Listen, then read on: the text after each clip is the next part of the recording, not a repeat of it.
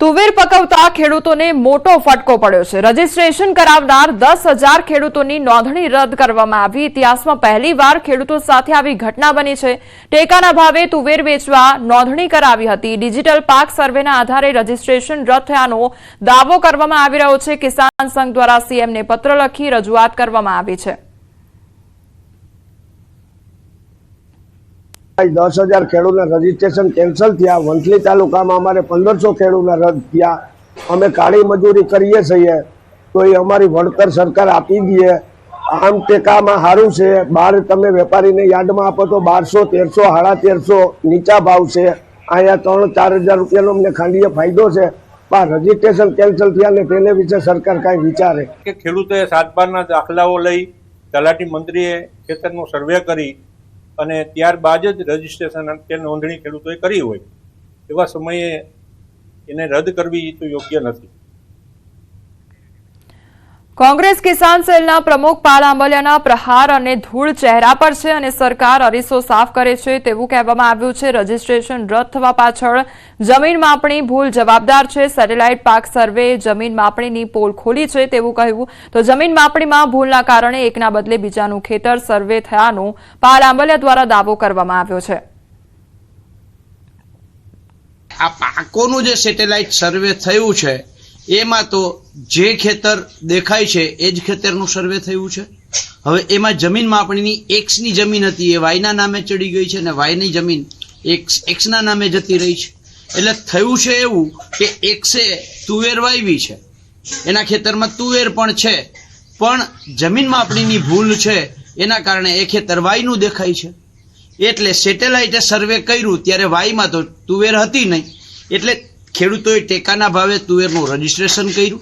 જુનાગઢ ત્યાં રજીસ્ટ્રેશન જે કેન્દ્ર છે ત્યાં જાય છે ત્યારે ખબર પડે છે, ત્યાંથી કહેવામાં આવે છે કે તમે તો તુવેર વાવી જ નથી।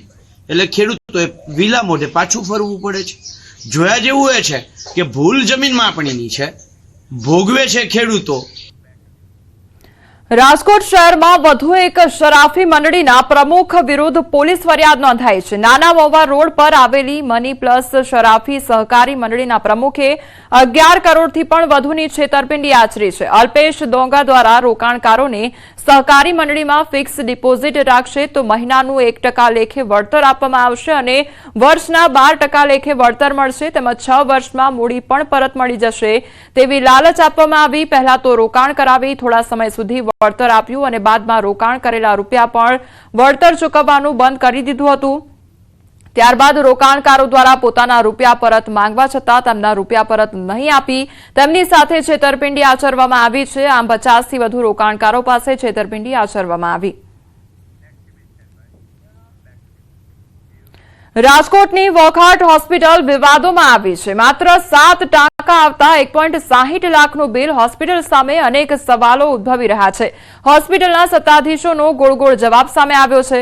રાજકોટની વોખાટ હોસ્પિટલ વિવાદમાં આવી છે, જ્યાં એક બાળકના હાથમાં માત્ર 7% આવતા પરિવાર પાસે રૂપિયા 1.60 લાખનું અતિશય બિલ બનાવવામાં આવ્યું। હોસ્પિટલના અતિરેક ખર્ચને લઈને સવાલો ઉભા થયા છે। બાળકને સામાન્ય ઈજામાં માત્ર 7% લેવાનો ખર્ચ 1.60 લાખ રૂપિયા કેવી રીતે થઈ શકે તેને લઈને અનેક સવાલ ઉભા થઈ રહ્યા છે।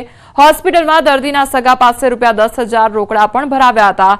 બાળકના દાદા જગદીશભાઈ પટેલ વોખાટ હોસ્પિટલ સામે કાનૂની કાર્યવાહી કરશે તો આ પહેલા પણ ઉપલેટાના દીકરીની સર્જરીમાં ખામી રહી જતા વોખાટ હોસ્પિટલ પર ગંભીર આક્ષેપો થયા હતા।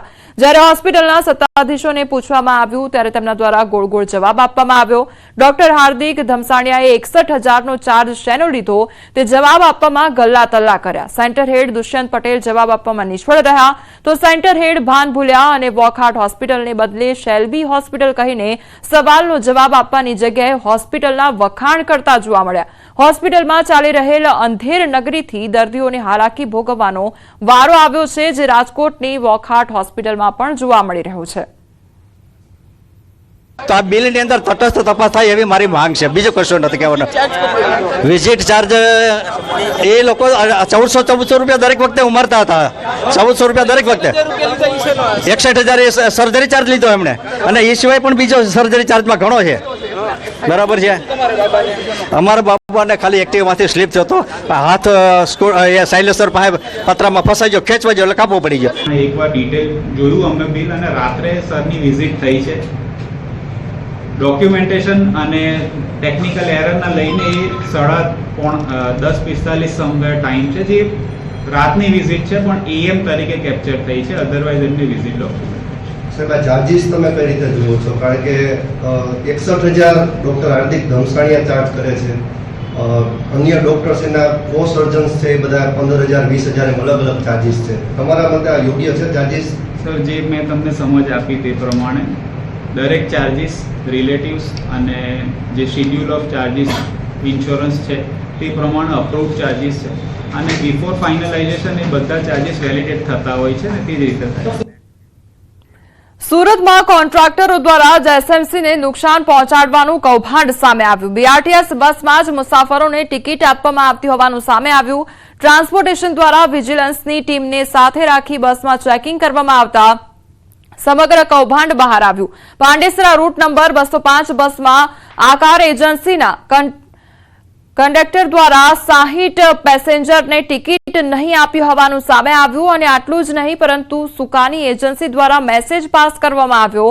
મેસેજ પાસ કરનાર એજન્સીને બ્લેકલિસ્ટ કરવા આદેશ પણ કરવામાં આવ્યો છે, તો મેસેજ વાયરલ કરનાર મેનેજરને પણ બ્લેકલિસ્ટ કરવા આદેશ આપવામાં આવ્યો. ત્યારે હજુ કોને કોને મેસેજ મોકલવામાં આવ્યા છે તે અંગે પોલીસે તપાસ હાથ ધરી છે. પોલીસ દ્વારા તમામ ગ્રુપ ચેક કરી આગળ કાર્યવાહી હાથ ધરવામાં આવશે.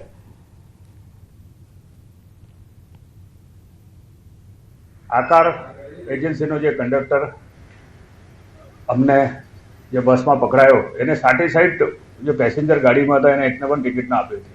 તો મશીન ખરાબ છે.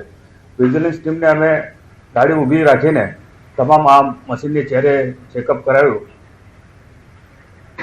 ચેકિંગ કરાવી ત્યારે આ મશીન ચાલુ હતું. તો આવી રીતે આ કંડક્ટરો જે ચોરી કરી રહ્યા છે. પાલનપુરમાં મહિલા અધિકારી એસીબીના સકંજામાં આવી છે અને મહિલા અધિકારીના લોકરમાંથી 74 લાખનું સોનું મળી આવ્યું છે. 10 સોનાના બિસ્કીટ અને 7 લગડી મળી આવી છે. પાલનપુર સ્ટેમ્પ ડ્યુટીના નાયબ કલેક્ટર હતા અંકિતા ઓઝા અને 25 ફેબ્રુઆરીએ 3 લાખની લાંચ લેતા રંગે હાથ ઝડપાયા હતા. ગાંધીનગર એસીબીએ અંકિતા ઓઝાએ ઝડપી તપાસ કરી હતી અને હાલ અધિકારી પાલનપુરની સબ જેલમાં કેદ છે. તો લોકરમાંથી 1.25 કરોડનું સોનું મળતા એસીબીએ વધુ તપાસ હાથ ધરી છે. અભિનય કરતા કરતા દારૂની હેરાફેરીના રવાડે ચડ્યો ગુજરાતી એક્ટર. સુરતની કાપોદ્રા પોલીસે જય બારૈયાને 2.86 લાખના દારૂના જથ્થા સાથે ઝડપી પાડ્યો છે. જય બારૈયા જય જીમીના નામે ગુજરાતી ફિલ્મમાં એક્ટર અને ડિરેક્ટર પણ રહી ચૂક્યો છે. સાથે તે કાર લે વેચનો ધંધો પણ કરે છે. જયનો જુડવા ભાઈ પણ ફિલ્મની દુનિયા સાથે સંકળાયેલો છે અને દારૂના ધંધામાં ભાગીદાર છે. તો હાલ પોલીસે જયની દારૂના જથ્થા સાથે ધરપકડ કરી કાયદેસરની કાર્યવાહી હાથ ધરી છે, જ્યારે તેને દારૂ આપનાર ઇસમોને વોન્ટેડ જાહેર કરી વધુ તપાસ શરૂ કરી છે.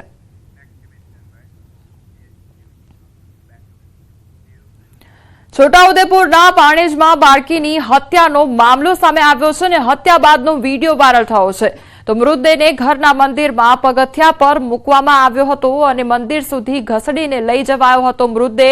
તો સ્થાનિકોએ હત્યારાને માર મારતો વિડીયો પણ વાયરલ થયો છે. અંગત અદાવતમાં હત્યા કે બલી તેને લઈને અસમંજસ સેવાઈ રહી છે.